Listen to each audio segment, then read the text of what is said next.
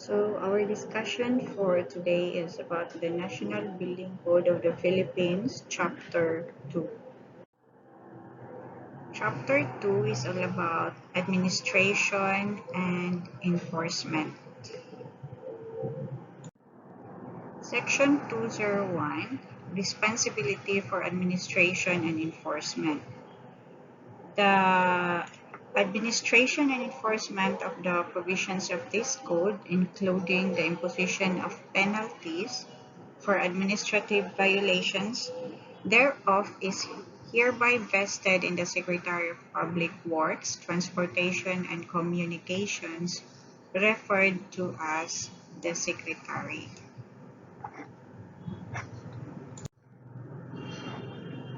Section 202, Technical Staff.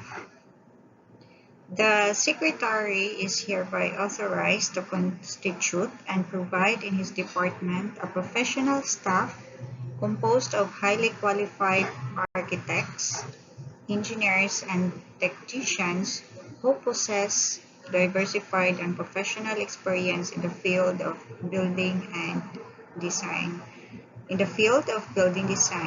construction. Section 203, General Powers and Functions of the Secretary under this Code. For purposes of carrying out the provisions of this Code, the Secretary shall exercise the following general powers and functions. First is to formulate policies, plans, standards, and guidelines on building, design, construction, use, occupancy, and maintenance in accordance with this Code. Then, to issue and promulgate rules and regulations to implement the provisions of this code and ensure compliance with policies, plans, standards, and guidelines formulated under paragraph 1 of this section. Then 3. Evaluate, review, approve, and/or take final action on changes and/or amendments to existing referral codes, as well as on the incorporation of other referral codes which are not yet expressly made part of this code. Then prescribe and fix the amount of fees and other charges that the building official shall collect in connection with the performance of regulatory functions. In Section 204, we have the professional and technical assistance. The Secretary, with the assistance of his technical staff, shall provide such professional, technical, scientific, and other services, including testing laboratories and facilities, as may be required to carry out the provisions of this code, provided that the Secretary may secure such services as he may deem necessary from other agencies of the national government, and may make arrangement for the compensation of such services. He may also engage and compensate within appropriations available therefor the services of such number of consultants, experts, and advisors on full or part-time basis as may be necessary coming from the government or private businesses, entities, or associations to carry out the provisions of this code. So as what you can observe, if you will go to the office of the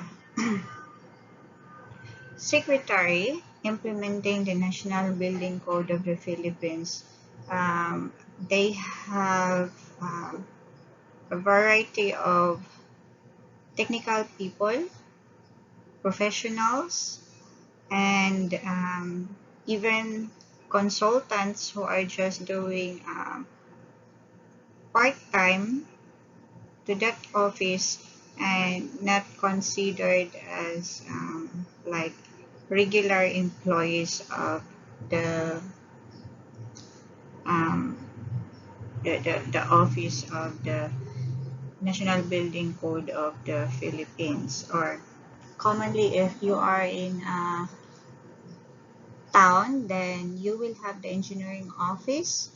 But if you are in the city, Then you have the city engineer's office.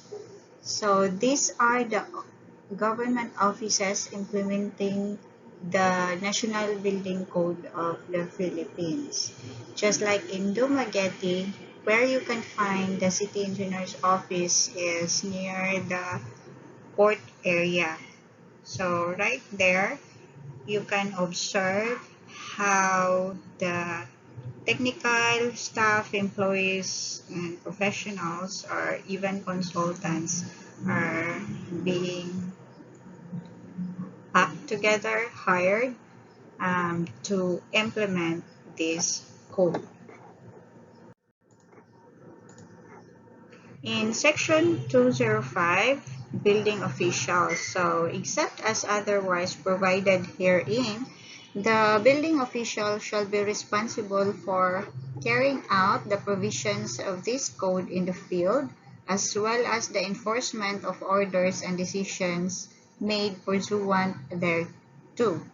Due to the exigencies of the service, the Secretary may designate incumbent public work district engineers, city engineers, and municipal engineers act as building officials in their respective areas of jurisdiction. So that is what I am saying, that in a certain town, then the one who will be acting as a uh, the one who will be acting as an official building as the official building as the um, building official will be the municipal engineer, or if in a city, the one who will be acting or authorized who will act as a building official will be the city engineer, and in a certain jurisdiction of uh, that location. The designation made by the Secretary under this section shall continue until regular positions of building official are provided, or unless sooner terminated for causes provided by law or decree.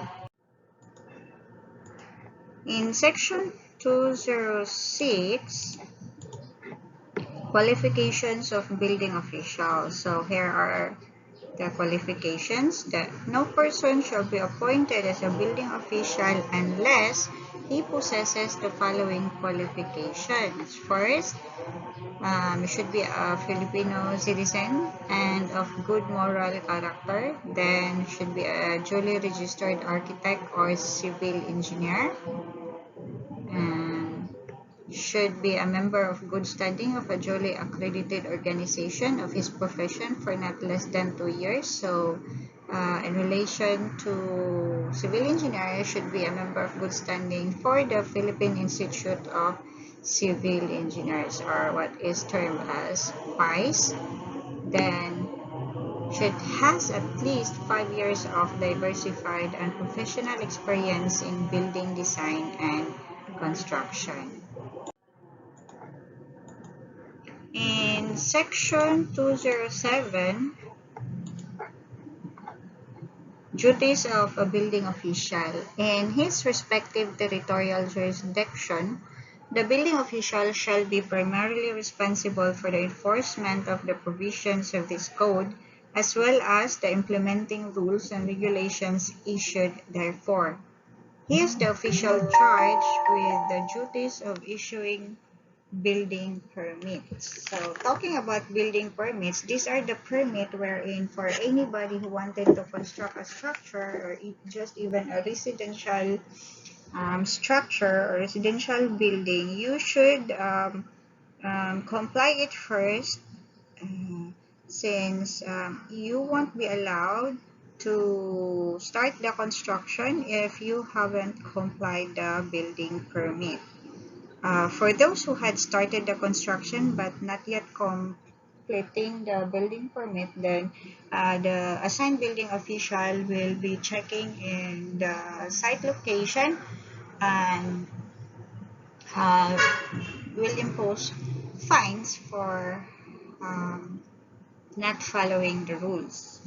In the performance of his duties, a building official may enter any building or its premises at all reasonable times to inspect and determine compliance with the requirements of this code and the terms and conditions provided for in the building permit as issued. So even considering that the owner of the structure or the building had complied the building permits, however, if during the construction at any time, if the building official will be checking the structure or the construction of the building for compliance, and if it fails, then certain fines will also be expected.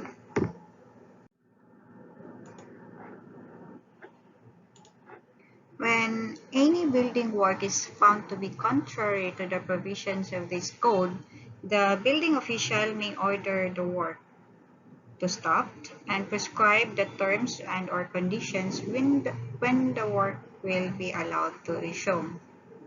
So the owner and the assigned personnel working for the structure or the construction should always abide what is according to the building permit that had been approved. Likewise, the building official is authorized to order the discontinuance of the occupancy or use of any building or structure or portion thereof found to be occupied or used contrary to the provisions of this code. So in this statement or in this part, it says it means that even if the structure or the building had been completed, however, after checking of the building official, when they found out that it does not follow what is according to the approved building permit, then the building official has the right to order discontinuance or to stop the owner from occupying the said structure or from using the said structure until they are going to comply what is recommended and the approved building permit.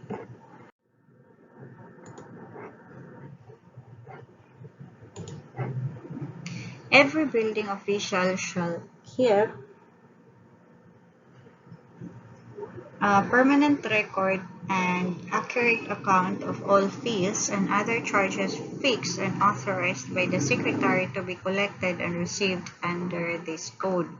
Subject to existing budgetary, accounting, and auditing rules and regulations, the building official is hereby authorized to retain not more than 20% of his collection for the operating expenses of his office. So all the fees and charges that the building official are keeping from all the uh, issuance for the building permits that had passed through their office, building official is only allowed to keep the 20% out of it for the operating expenses of his office. The remaining 80% shall be deposited with the provincial, city, or municipal treasurer and shall accrue to the general fund of the province, city, or municipality concerned. So the 80% will be deposited to the general fund of the province, city, or municipality where the building official is designated. Section 209, Exemption. Public buildings and traditional indigenous family dwelling shall be exempt from payment of building permit fees. So there are only two exemptions. These are the public buildings and then the traditional indigenous family dwellings. As used in this code, the term additional indigenous family dwelling means a dwelling intended for the use and occupancy by the family of the owner only and constructed of native materials such as bamboo, nipa, logs, or lumber, and the total cost of which does not exceed 15,000 pesos. That is why in the engineering office where I worked before, there are clients who had been exempted for paying the building permit fees, it's because they belong to this indigenous family dwelling wherein their house is costing 15,000 pesos or below only and is made of native materials, and native materials is iterated here that are such as bamboo, nipa, logs, or lumber. And they are also the owner of that certain lot. Aside from that, also public buildings just like schools, municipal hall, and other related offices, then it should also be exempted from building permit fees. Section 210. Use of income from fees. Any provision of law to the contrary notwithstanding, the Secretary is hereby authorized to prescribe the procedures for the use of all net income realized by the office of the building official from the collection of fees and charges not exceeding 20% thereof in accordance with Section 208. So it's only always 20% or less. Such income may be used to cover necessary operating expenses, including the purchase of equipment, supplies, and materials, traveling expenses, supplies and materials, just like bond papers or other office supplies or equipments to be used during the implementation of this code. Traveling expenses, expense travel for those people assigned to during the implementation, during the inspection, and then obligation expenses and sheriff's fees and payment of other prior years, obligations not adequately funded, subject to existing budgetary and auditing rules and regulations. So the building official must be always careful with how he's spending with the 20% allowed budget, since it is always under budget and under auditing rules and regulations. Section 211, Implementing Rules and Regulations. In the implementation of the provisions of this code, the Secretary shall formulate necessary rules and regulations and adopt design and construction standards and criteria for buildings and other structures. Such standards, rules, and regulations shall take effect after their publication once a week for 3 consecutive weeks in a newspaper or general circulation. Section 212, Administrative Fines. For violation of any of the provisions of this code or any of the rules and regulations issued thereunder, the Secretary is hereby empowered to prescribe and imposes fines not exceeding 10,000 pesos. In Section 213, which is the penal provisions, it shall be unlawful for any person, firm, corporation to erect, construct, enlarge, alter, repair, move, remove, improve, convert, demolish, equip, use, occupy, or maintain any building or structure or cause the same to be done contrary to or in violation of any provision of this code. So it simply means that for any things that the owner or the contractor will be doing to a certain structure, it should always comply what is according to the National Building Code of the Philippines. Any person, firm, or corporation who shall violate any of the provisions of this code and or commit any act hereby declared to be unlawful shall upon conviction be punished by a fine of not more than 20,000 pesos or by imprisonment of not more than 2 years or by both such fine and imprisonment. So as what you can see here, it's not safe to violate, or it's not really good to violate this code because not only thinking of the 20,000 pesos fines, then you could be imprisoned for 2 years or both, provided that in the case of a corporation, firm, partnership, or association, the penalty shall be imposed upon its officials responsible for such violation, and in case the guilty party is an alien, he shall immediately be deported after payment of the fine and service of his sentence.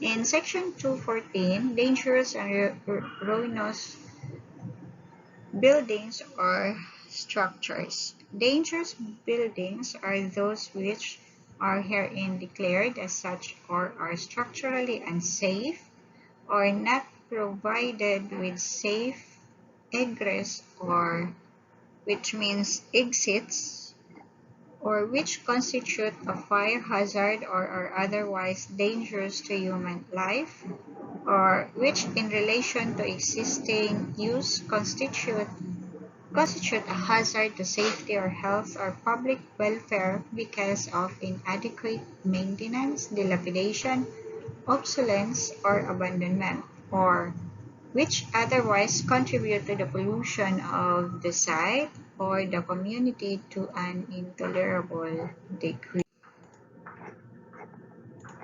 In Section 215, abatement of dangerous buildings. When any building or structure is found or declared to be dangerous or ruinous, the building official shall order its repair, vacation, or demolition depending upon the degree of danger to life, health, or safety. This without prejudice to further action that may be taken under the provisions of Articles 482 and 694 to 707 of the Civil Code of the Philippines. Section 216, Other Remedies. The rights, actions, and remedies provided in this code shall be in addition to any and all other rights of action and remedies that may be available under existing. That is all for our discussion in the National Building Code of the Philippines, Chapter 2. You may check our discussion for Chapter 3.